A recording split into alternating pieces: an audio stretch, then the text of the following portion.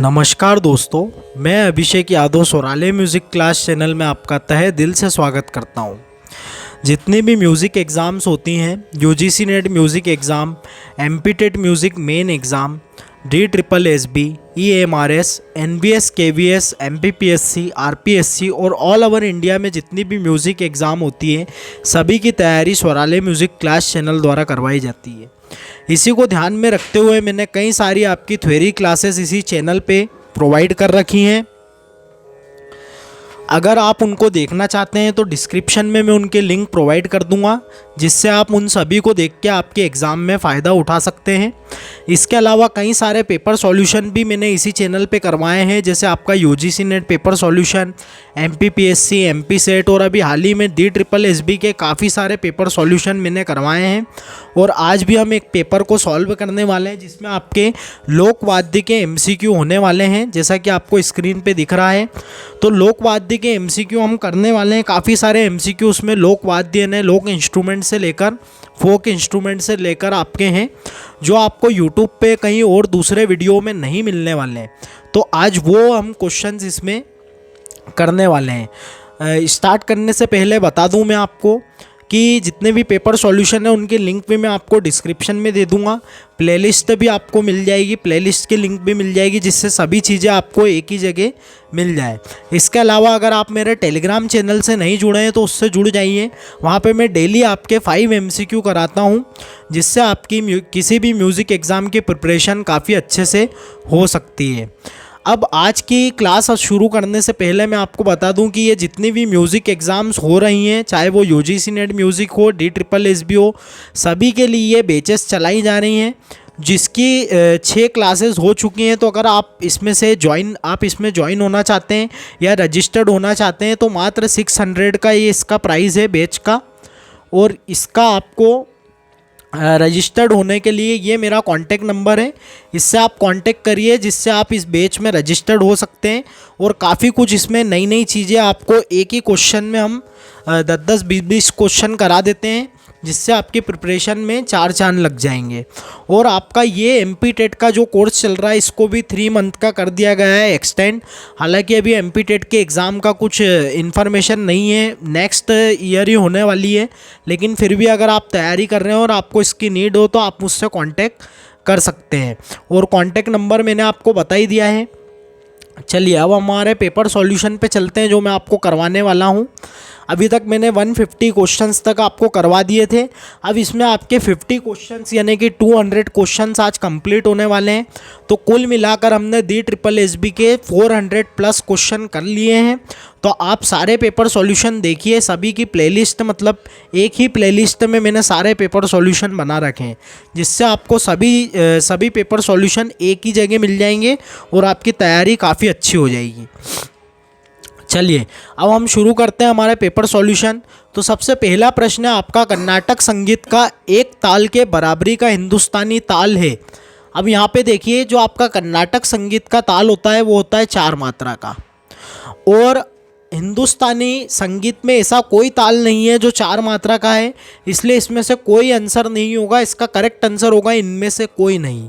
तो ये सारे गलत हैं। ये प्रश्न क्लेम का प्रश्न है। चलिए नेक्स्ट प्रश्न पे चलते हैं हम। कर्नाटक संगीत का त्रिपुट ताल के बराबरी का हिंदुस्तानी ताल है। तो त्रिपुट ताल आपका होता है 8 मात्रा का। तो हिंदुस्तानी ताल कौन सा हो जाएगा आपका? कहरवा त्रिपुट ताल के समान हो जाएगा। काफ़ी सिंपल प्रश्न है। और आपके सप्तसुलादी ताल के जो आविष्कारक हैं वो कौन है, यानी किसको जनक माना जाता है?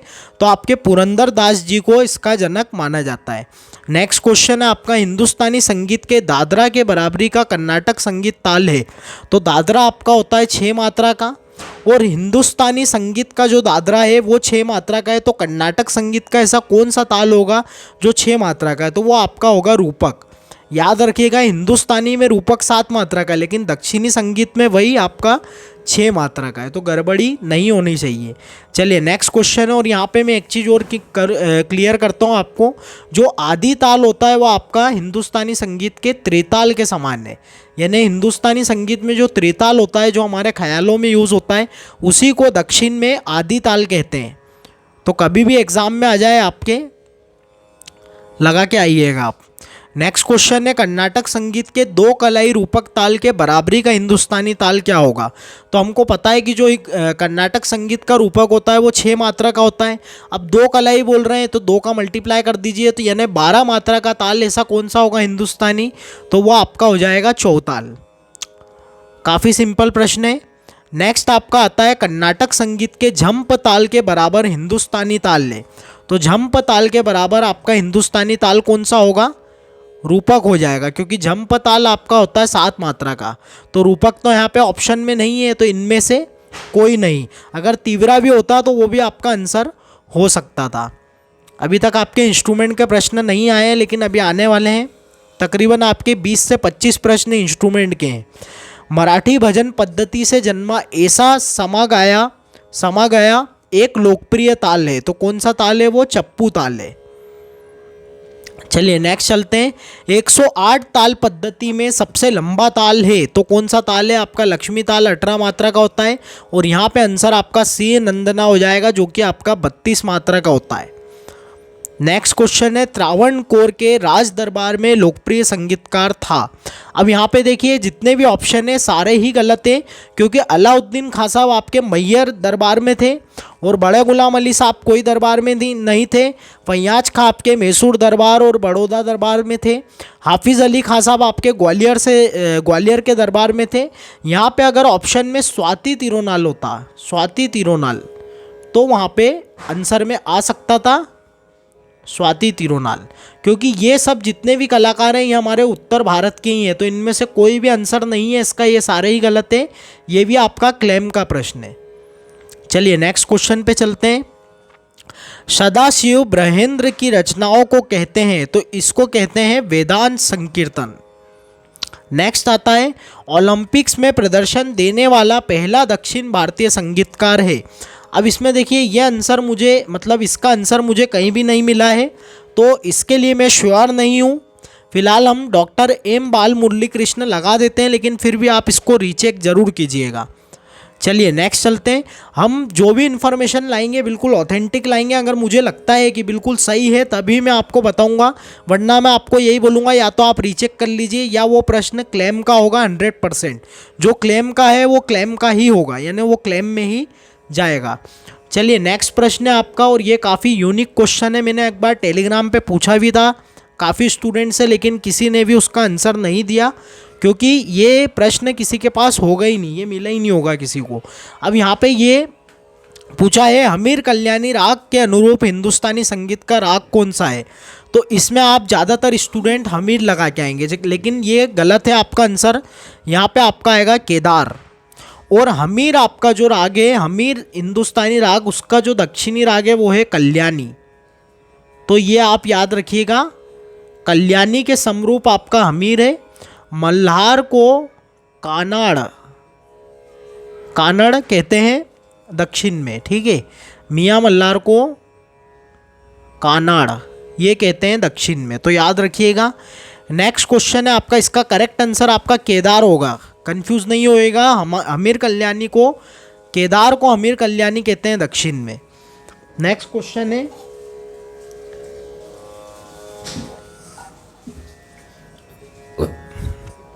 कलावती राग के अनुरूप कर्नाटक संगीत पद्धति का राग है, तो कौन सा है, वालाजी। इन्होंने वालाची लिखा है, इसको वालाजी करिएगा।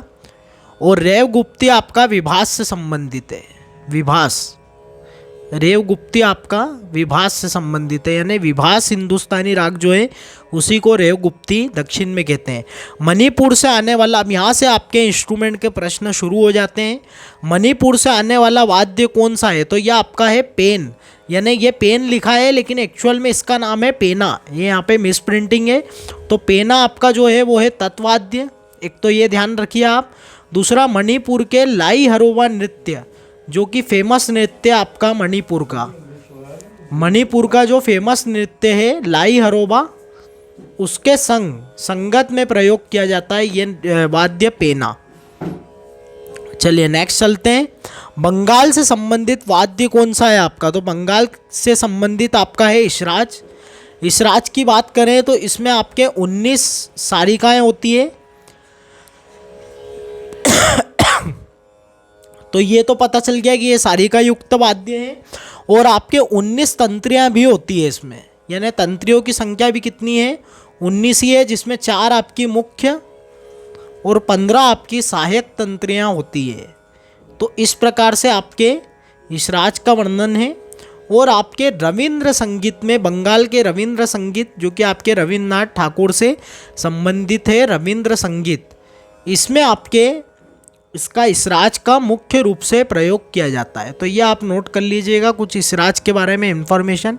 यहाँ पे इसराज आपका करेक्ट आंसर हो जाएगा। त्रिपुरा से आने वाला वाद्य कौन सा है, तो त्रिपुरा का आपका यहाँ वाद्य हो जाएगा सारिंदा। ठीक है, यहाँ पे ये पूरा लिखा नहीं है, इसको सरिंदा या सारिंदा भी है। तो इसमें ये त्रिपुरा का वाद्य है और ये 3 तार वाला वाद्य है। ये भी कैसा वाद्य, आपका तत्वाद्य है। चलिए नेक्स्ट चलते हैं। किन्नरी वाद्य भारत के किस राज्य से संबंधित है, तो किन्नरी वीणा आपने सभी ने पढ़ा होगा, कर्नाटक से संबंधित है और ये 2 तार की होती है। नेक्स्ट आपका है टुईला वाद्य किस जगह से आता है, तो ये आपका है टुईला ओडिशा का है और ये आपके ओडिशा के भगुजा समुदाय द्वारा बजाया जाता है ओडिशा के। और ये भी आपका कैसा वाद्य है, तत्वाद्य है। चलिए नेक्स्ट चलते हैं। गिनटांग और डेडुंग ये वाद्य आपके कहाँ के हैं, तो गिनटांग और डेडुंग आपका असम का है। ये भी आपका कैसा वाद्य, तत्वाद्य, और असम की जनजातियों द्वारा इसका उपयोग किया जाता है। देखिए अभी एमपी टेट में भी काफ़ी लोकवाद्यों के बारे में पूछा हुआ था, तो ये वीडियो आपके लिए काफ़ी इंपॉर्टेंट होने वाला है, क्योंकि इसमें लोकवाद्यों के बारे में ही क्वेश्चंस आपके और DSSB में पूछे गए हैं क्वेश्चन। तो इस बार काफ़ी चांसेस है कि लोक इंस्ट्रूमेंट से क्वेश्चन आपके आएंगे। नेक्स्ट क्वेश्चन है नागस्वरम किस राज्य से आरंभ हुआ है, तो ये आपके तमिलनाडु से आरंभ हुआ है। नेक्स्ट क्वेश्चन है खूंग या रूसेम वाद्य खालिस्तान राज्य से आता है, तो सबसे पहले रूसेम के बारे में जान लेते हैं कि ये आपका है शुशिर वाद्य है ये आपका। और ये आपके ये तीनों से ही संबंधित नहीं है, ये वाद्य आपका त्रिपुरा का। तो इसमें आंसर आपका हो जाएगा इनमें से कोई नहीं, शुशिर वाद्य आपका रोसेम, इसको रूसेम रोसेम भी पढ़ते हैं, आप दोनों से याद रखिएगा। नेक्स्ट क्वेश्चन है आपका भूटान और लद्दाख में खालिस्तान वाद्य प्रसिद्ध है, तो यह आपका हो जाएगा खांगलिंग। यह आपका शुशिर वाद्य खांगलिंग, और यह आपका लद्दाख का है। और कॉम्बू जो आपका है यह आपके केरल के मंदिरों में जो पंचवाद्यम चलता है, पंचवाद्यम अभी मैंने बीच में बताया भी था आपको, तो उसमें ये पंचवाद्यम में उपयोग किया जाता है। शहनाई खालिस्तान राज्य से आती है, तो ये आपके उत्तर भारत से संबंधित है, यानी राजस्थान इसका करेक्ट आंसर आपका हो जाएगा। नेक्स्ट है डिंडी और सखी प्रकार खालिस्तान में है, तो ये आपके मराठी से संबंधित है, ये आपके नृत्य के प्रकार है, काहे के हैं, नृत्य के, महाराष्ट्र यानी मराठी से संबंधित है। नेक्स्ट चलते हैं कंजूरी या समाघात वाद्य। अब ये कंजूरी लिखा है यहाँ पे, ये एक्चुअल में खंजरी है, खंजरी। तो ये आपके खंजरी तो कई जगह पाई जाती है, लेकिन ऑप्शन के हिसाब से हम देखें तो बंगाल इसका करेक्ट आंसर हो जाएगा। पश्चिम बंगाल में खंजरी का उपयोग किया जाता है। नेक्स्ट है आपका रविंद्र संगीत पर किस हिंदुस्तानी संगीत के किस प्रकार के स्वर की छाप पड़ी है, तो ना ख्याल की पड़ी है, ना तराने की, ना टप्पे की, ध्रुपद की छाप आपके रविंद्र संगीत में पड़ी है। नेक्स्ट आपका आता है राजा भैया पूछ वाले किस घराने से संबंधित है, तो 1882 में इनका जन्म हुआ है और ये आपके हैं ग्वालियर घराने से। राजा भैया पूछ वाले आपके ग्वालियर घराने से। नेक्स्ट आपके हैं प्राचीन कला केंद्र यहाँ स्थित है, तो कहाँ स्थित है, चंडीगढ़ में स्थित है। नेक्स्ट आपका आता है राग रसिया किस वादक ने बजाया है, तो ये कौन से सितार वादक ने बजाया है, पंडित रविशंकर जी ने। नेक्स्ट चलते हैं, और ये रविशंकर जी और आपके निखिल बनर्जी जी, इनके गुरु का नाम क्या है, उस्ताद अलाउद्दीन खां, उस्ताद अलाउद्दीन खां। तो ये आप याद रखिएगा। चलिए नेक्स्ट चलते हैं। चंदूताई कुलकर्णी, अब ये धोंदूताई है, इनको चंदूताई कर दिया इन्होंने, धोंदूताई, ठीक है। धोंदूताई कुलकर्णी आपके कुलकर्णी काफ़ी अच्छी कलाकारा थी ये, और जयपुर अतरौली घराने से ये संबंधित है। देखिए जयपुर इसलिए नहीं लगाया जा रहा है क्योंकि आपके गायन के 7 मुख्य घराने, उसमें जयपुर अतरौली घराना अलग से इसमें बताया गया है। जयपुर घराना अलग है और जयपुर अतरौली घराना अलग है। जयपुर घराने के प्रवर्तक आपके मोहम्मद खां हैं और जयपुर अतरौली घराने के प्रवर्तक आपके उस्ताद अलादिया खां हैं। तो उस्ताद अलादिया खां के पोते से इन्होंने शिक्षा प्राप्त की थी और केसरबाई केरकर की ये एकमात्र प्रसिद्ध शिष्या थी, केसरबाई केरकर, जो कि आपके जयपुर अतरौली घराना से, और अलादिया खां साहब के पुत्र मंजी खां बुर्जी खां से इन्होंने शिक्षा प्राप्त की थी। उद्घट किस गान से संबंधित है? तो सभी को पता है कि उद्घट आपके मार्गी ताल में आता है, जो कि आपके साम गान से संबंधित होगा, क्योंकि मार्गी ताल प्राचीन में उपयोग की जाती थी, तो ये आपके साम गान से ही संबंधित होगा। ध्रुपद दमार इन सभी से नहीं होगा। नेक्स्ट आपका है दक्षिण भारत का नागस्वरम उत्तर भारत के खालिस्तान के बराबर है। तो किसके बराबर है? आपके शहनाई के बराबर है। काफ़ी सिंपल प्रश्न है। प्रतिहार किस गाने का प्रकार है? अब ये देखिए इनमें से ये सारे ही रॉन्ग है। साम गान के जो भाग होते हैं उसमें आपका आता है प्रतिहार, प्रतिहार जो कि प्रतिहर्ता द्वारा उठाया जाता है, जो कि आपका साम गान का सहायक गायक होता है, जिसमें 3 गायक होते हैं। आपके मुख्य गायक होता है उद्गाता, प्रतिहर्ता और आपके प्रस्तोता। तो प्रतिहर्ता द्वारा प्रतिहार भाग को उठाया जाता है और फिर उसको आखिरी में निधन पे कंप्लीट किया जाता है। चलिए नेक्स्ट चलते हैं। आपका 183 प्रश्न पे आ गए हम। 183 प्रश्न आपका है, अल्लाह जिलाई बाई किस राज्य की गायिका है? तो ये आपके लोक गायिका थी, लोक गायिका थी, और ये आपके राजस्थान के बीकानेर के राज्य में गायिका थी, और ये सभी गाने में प्रसिद्धि हासिल थी इनको, जैसे ठुमरी, दादरा, होरी, चेती और लोकगीत तो आपके आ ही गए सारे। और इनका प्रसिद्ध आपको जो हम सुनते हैं गाते हैं केसरिया बालम, ये इन्हीं की रचना है जो काफ़ी प्रसिद्ध हुई। आज भी कोई अगर मांड अगर कोई सुनता है थोड़ा बहुत, तो मांड में केसरिया बालम आपका काफ़ी फेमस है। मांड में भी ये प्रसिद्ध थी। तो ये केसरिया बालम जो है इन्हीं की रचना है, अल्लाह जिलाई बाई। कभी आपसे एग्ज़ाम में पूछा जाए तो आपको आना चाहिए। ललन प्रिया आपसे संबंधित, अब ये ललन प्रिय नहीं है, ये गलत छपा है यहाँ पे, ललन पिया या लालन पिया। तो ये आपके ठुमरी से संबंधित है, और लखनऊ, ठुमरी के लखनऊ, जो लखनऊ अंग की ठुमरी है उससे संबंधित है, यानी पश्चिमी अंग की ठुमरी से। वह रचनाकार जिसने मणि प्रवलम या मिश्र भाषाओं में रचना की है, तो ये आपके कौन हो जाएंगे? स्वाति तिरुनल। काफ़ी सारे भाषाएं आती थी इनको, अंग्रेजी, संस्कृत, सारी, मतलब शायद ही कोई ऐसी भाषा होगी जो इन्हें नहीं आती होगी। कर्नाटक संगीत के प्रमुख सरगम का तकनीकी नाम क्या है? अब इसका भी आंसर मुझे कहीं ऐसा ऑथेंटिक नहीं मिला, लेकिन मेरे हिसाब से इसका आंसर मेल करता राग होना चाहिए। और फिर आप एक बार चेक करिएगा, रीचेक करिए कि क्या आंसर हो सकता है, और कमेंट ज़रूर करके बताइएगा ताकि मेरे नॉलेज को भी मैं अपडेट करूं। नेक्स्ट क्वेश्चन है आपका, श्रेष्ठ संगीतकार तानसेन के गुरु कौन थे? तो आपके कौन थे? स्वामी हरिदास जी। नेक्स्ट आपका है, स्वर का कौन सा तकनीकी नाम नहीं है? देखिए शारजम भी है, निषादम भी है, ऋषभम भी है, लेकिन गंधर्वम नाम का कोई स्वर का नाम नहीं है। गंधारम हो सकता है, लेकिन गंधर्वम नाम का कोई स्वर का नाम नहीं है। गंधर्व आपके मार्गी संगीत से संबंधित है, मार्गी संगीत से। नेक्स्ट आपका आता है, ध्रुपद का खंड कौन सा नहीं है? तो स्थाई भी है, अंतरा भी है, आभोग भी है, लेकिन समवादी नाम का कोई आपका ध्रुपद का खंड नहीं है। स्थाई आभोग, स्थाई अंतरा, संचारी अभोग, ठीक है, ये आपके भाग होते हैं ध्रुपद के प्राचीन में।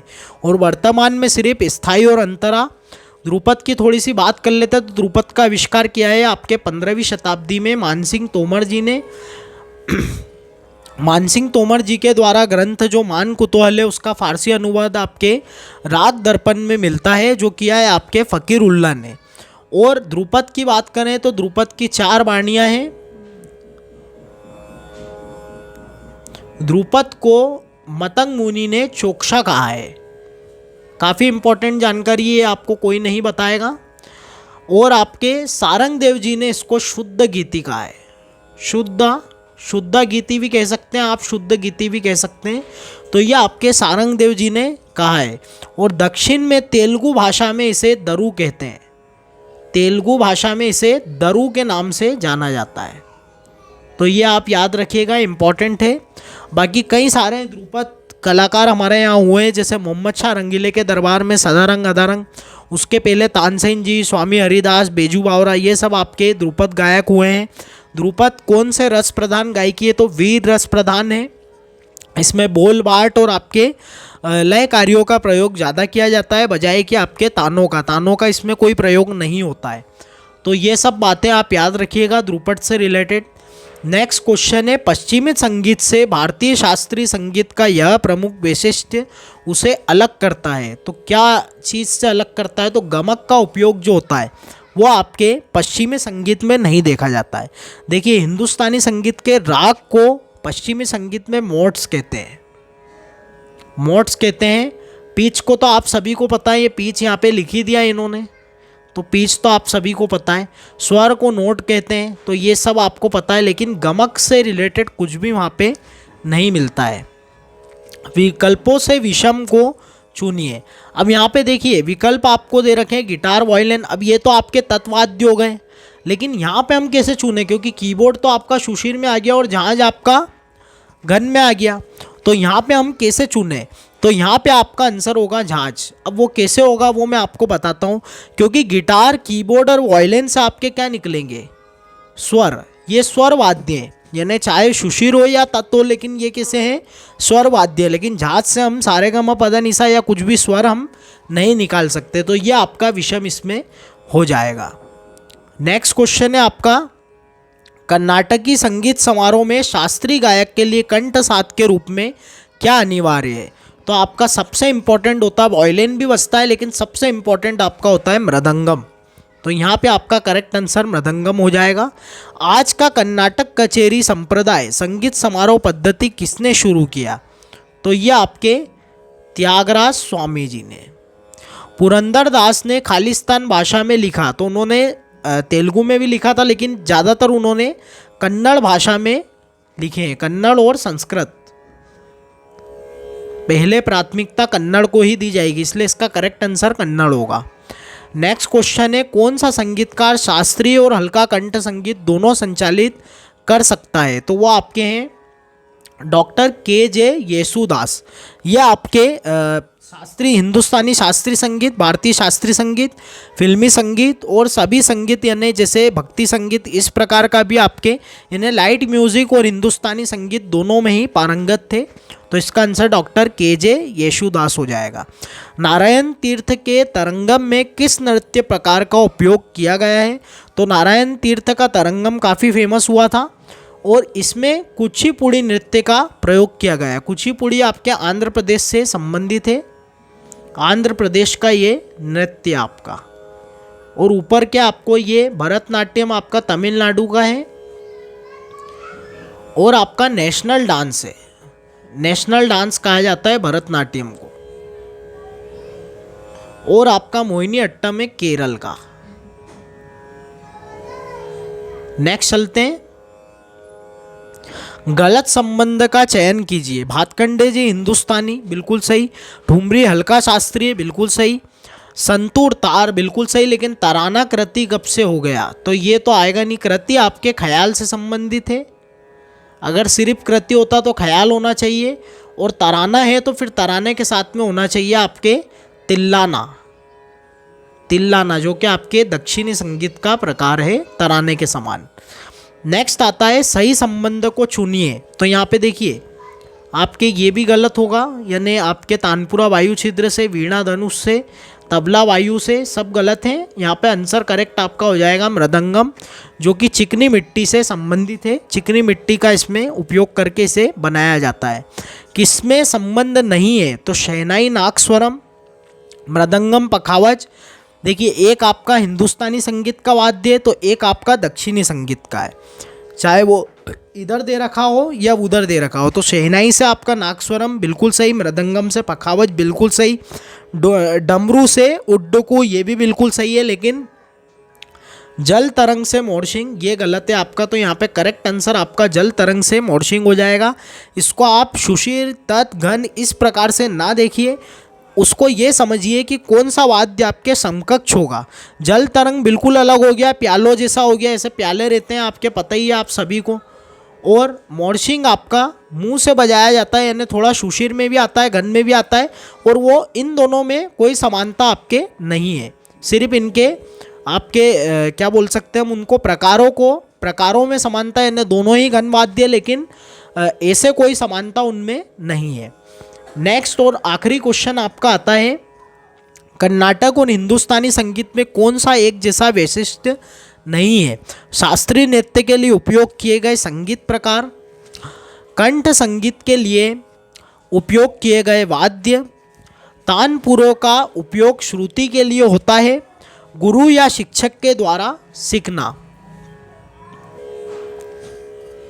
देखिए कंठ संगीत के लिए भी फिर भी थोड़ी सी अपने को समानता देखने को मिलती है, लेकिन यहाँ पे मेरे हिसाब से करेक्ट आंसर आपका लास्ट वाला होना चाहिए, गुरु या शिक्षक के द्वारा सीखना।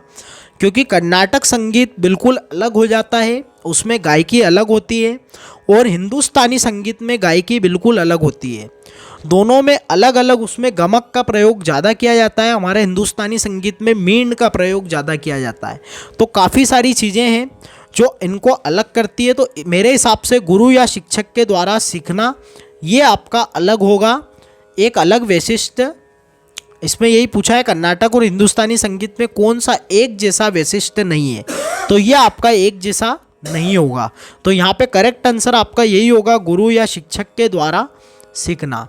तो इस प्रकार से हमने कुल 200 प्रश्न इसके कंप्लीट कर लिए हैं।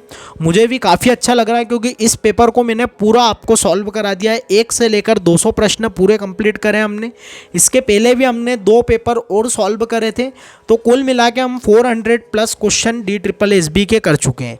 अब इसमें मैं आपकी हाल ही में एग्ज़ाम होने वाली UGC नेट म्यूज़िक की और DSSB की भी एग्ज़ाम जल्द ही आने वाली है, तो इन दोनों के लिए अब मैं आपके लिए मॉक टेस्ट लाने वाला हूं। अगर आपको मेरे वीडियोस अच्छे लगते हैं तो आप चैनल को शेयर ज़रूर किया करिए, क्योंकि काफ़ी मेहनत लगती है सब चीज़ें समझने में। कोई चीज़ें नहीं आती है तो उनको ढूंढना भी होता है हमको, तो और काफ़ी जानकारी इकट्ठा करने की कोशिश करता हूँ मैं आप सबको बताने के लिए। तो आप ये सब चीज़ें ध्यान रखिए, और आगे भी आपको इसी प्रकार के नए नए अच्छे वीडियोस देखने को मिलेंगे, जिसमें आपको तरह तरह की जानकारियाँ मैं देते रहूँगा। अभी मैं आपके लिए यही सोच रहा हूँ कि आपके UGC नेट और DSSB के अब हम मॉक टेस्ट शुरू करेंगे, जिससे आपके दोनों की प्रिपरेशन काफ़ी अच्छे से हो सके। तो मॉक टेस्ट की आप तैयारी रखिए, प्रिपरेशन करते रहिए, और मॉक टेस्ट आप देखिए कि कैसे आपको मॉक टेस्ट लगते हैं। लाइव क्लासेस में अभी इसलिए नहीं लेता हूँ कि थोड़ा सा नेटवर्क इशू आता है, मैं नहीं चाहता कि मेरे स्टूडेंट्स को किसी भी प्रकार की प्रॉब्लम्स क्रिएट हो। तो लाइव क्लास का इंतज़ाम जब हो जाएगा, यानी ऐसा इंतज़ाम हो जाएगा, तो फिर हम लाइव क्लास भी शुरू कर देंगे। और अगर आप और बेहतरीन तैयारी करना चाहते हैं तो मेरे कोर्स से आप जुड़ सकते हैं, वहाँ मैं आपको 100% सिलेक्शन की गारंटी देता हूँ। अभी मैंने MPTET का कोर्स जो 1200 रुपये का 1250 का जो रखा था, उसकी डेट मैंने मतलब और उसको एक्सटेंड कर दिया है। फीस उतनी ही है लेकिन कोर्स को और बढ़ा दिया है, यानी आपका फ़ायदा उसमें होना चाहिए, ये मेरा उद्देश्य। आपका सिलेक्शन होना चाहिए, आप कहें कि हमको जॉब मिली है तो स्वराले म्यूज़िक क्लास की ओर से जो पढ़ाया गया है उसकी मदद से हम आज जॉब कर रहे हैं। तो ये मैं चाहता हूँ कि आपको काफ़ी कुछ इससे मिले। अब आप मेरे सारे वीडियोस देखिए, मेरी क्लासेस देखिए, मेरे पेपर सॉल्यूशन देखिए। आगे भी आपको इसी प्रकार के वीडियोस मिलते रहेंगे। थोड़ा सा टाइम शेड्यूल रहता है तो कभी आगे पीछे होता है, लेकिन हर 2-3 दिन में आपको एक वीडियो तो मिलेगा ही मिलेगा। तो आप अगर क्लासेस से जुड़ते हैं तो यह आपको फ़ायदा होगा।